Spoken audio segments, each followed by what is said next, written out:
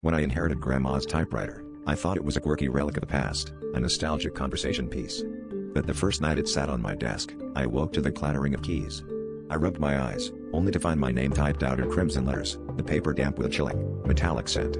Dismissing it as a prank, I cleaned up and tried to sleep. The next day, I researched the typewriter's origins, uncovering whispers of a cursed legacy tied to a notorious unsolved murder. That night, the typing resumed, spelling out cryptic messages that seemed to predict future events with unsettling accuracy. As the days passed, the messages became more personal, revealing secrets I had never shared. One evening, I dared to confront the entity, typing a question of my own. "What do you want?" The keys hammered out a single word: freedom. Suddenly, the room grew icy, and a typewriter began typing.